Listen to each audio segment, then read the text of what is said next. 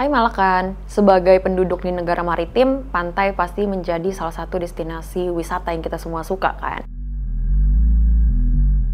Kita suka melihat laut, menyusupkan kaki ke dalam pasir yang hangat, saling lempar air, dan makan makanan yang cocok dinikmati di samping lidah laut yang menjulur.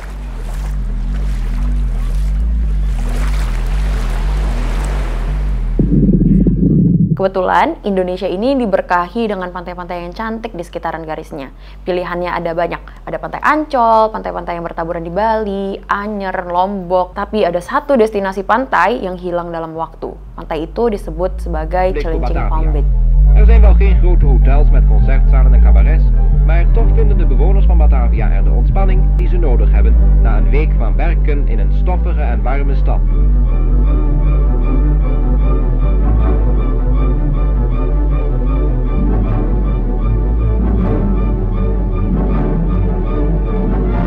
Mungkin yang tinggal di Cilincing saat ini belum tahu ya kalau misalkan zaman dulu tuh pernah ada Palm Beach di situ. Jadi kita bakal menjelajahi sejarah tentang Cilincing Palm Beach ini. Saya Aureli Fizal, selamat datang di Jembatan Waktu.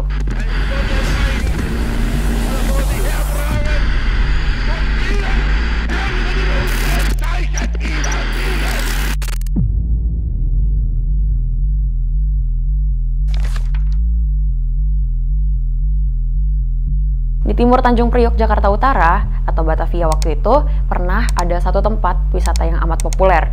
Sebuah pantai di mana para kompeni Belanda maupun remaja menghabiskan waktu senggangnya di pantai berair biru laut yang jernih. Dahulu, pada masa kolonial, pribumi dilarang masuk ke pantai ini.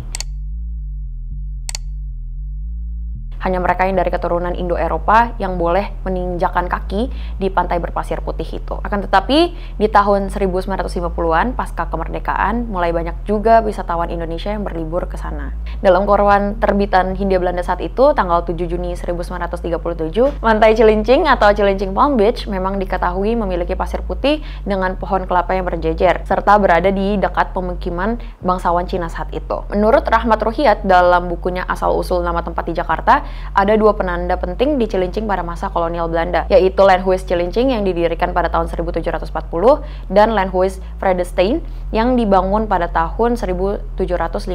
Pantai Cilincing ini juga pernah eksis dalam sebuah film legendaris Indonesia saat itu, yaitu film Tiga Darah garapan sutradara Usmar Ismail. Di film itu karakter yang bernama Neni yang diperankan oleh Indriati Iskak menyebutkan bahwa pantai Cilincing sebagai Florida. Ini menandakan bahwa pantai ini dulu memang memiliki nama sebagai destinasi wisata yang populer dan spektakuler pada saat itu. Nah, dulu kalau misalkan mau ke pantai Cilincing, masyarakat dihimbau untuk naik kereta listrik dari Mr. Cornelis atau Jatinegara sekarang dan Walter Freden yang sekarang dikenal sebagai Lapangan Banteng.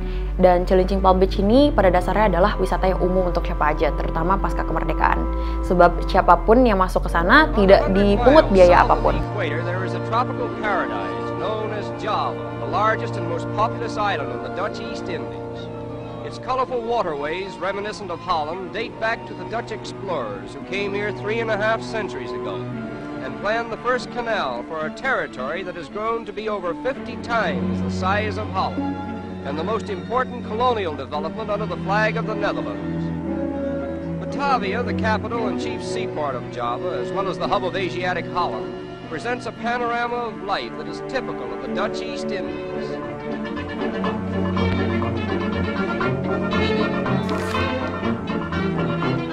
Seperti yang kalian tahu dan lihat, misalnya kalian pengen pergi ke daerah Cilincing, tempat wisata berupa pantai manis itu udah nggak ada. Kok bisa? Padahal kalau dilihat tempatnya itu rame, citra dan pamornya bagus, tetapi sekarang pantai itu sudah tidak ada lagi. Nah, lambat laun di pertengahan tahun 60-an, pantai Cilincing yang indah itu mulai terkena abrasi. Semua yang ada di pantai itu mulai rusak. Ditambah pada tahun 70-an pemerintah gencar melakukan reklamasi. Warga di sana menyebut kejadian itu dengan istilah semprotan. Maka sebuah pemukiman dibangun di atas laut yang menjadi tempat tinggal nelayan. Reklamasi pantai gencar dibangun tatkala era pemerintahan Soekarno. Nelayan membutuhkan pemukiman yang layak untuk nelayan. Seiring waktu, pantai Cilincing pun menua, pohon-pohonnya yang tinggi dan rindang ini menjelma sebagai pemukiman yang kumuh. Pada tahun 80-an, kawasan ini menjadi terik. Pelabuhan Tanjung Priok membutuhkan ekspansi. Hal ini menyebabkan pantai Cilincing semakin terpuruk, semakin terasing dari maknanya sendiri. Apalagi waktu itu pemerintah memiliki kesuksesan reklamasi dari Pantai Ancol yang menjadi Ancol Dreamland yang berhasil. Maka Presiden Soeharto merencanakan proyek reklamasi lainnya. Kini rencana reklamasi itu kita bisa lihat di Pantai Mutiara dan juga Pantai Indah Kapuk atau PIK. Berawal pada 13 Juli 1995, Presiden Soeharto mengeluarkan keputusan tentang reklamasi Pantai Utara Jakarta. Isi Kepres ini menetapkan reklamasi Pantai Utara untuk mewujudkan kawasan andalan yang mempunyai nilai strategi secara ekonomi dan perkembangan kota.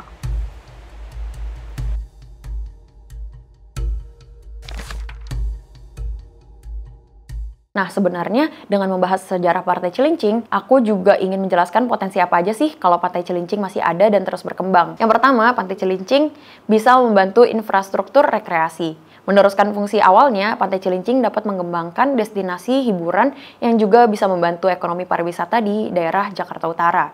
Jadi pantai di Jakarta tuh lebih tersebar luas dan yang pastinya akan menarik wisatawan lokal dan juga mancanegara. Yang kedua ada ekosistem lingkungan. Meskipun udah banyak kegiatan yang berusaha untuk preservasi lingkungan di sekitaran Laut Cilincing seperti menanam bibit bakau, aku rasa hal ini perlu dilakukan lebih gencar dan juga lebih banyak lagi. Tumbuhnya hutan mangrove bisa membantu banyak hal, terutama bisa menjadi destinasi pariwisata, menciptakan ekosistem bagi banyak makhluk hidup, menyaring polusi, dan melindungi pantai dari abrasi sehingga menjadi pusat edukasi. Yang ketiga ada museum. Pantai Cilincing ini harusnya menjadi pantai paling tua di Jakarta ya, melebihi Pantai Ancol dan juga Pantai Pik. Dan bakal menarik kalau misalkan ada museum yang didedikasikan untuk berdirinya Pantai Cilincing.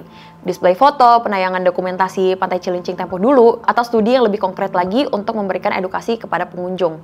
Yang keempat, ada pengelolaan resiko bencana seperti mitigasi untuk abrasi, seperti memperluas Pantai Cilincing dengan pantai buatan baru untuk mencegah kerusakan abrasi dan juga bencana alam lainnya.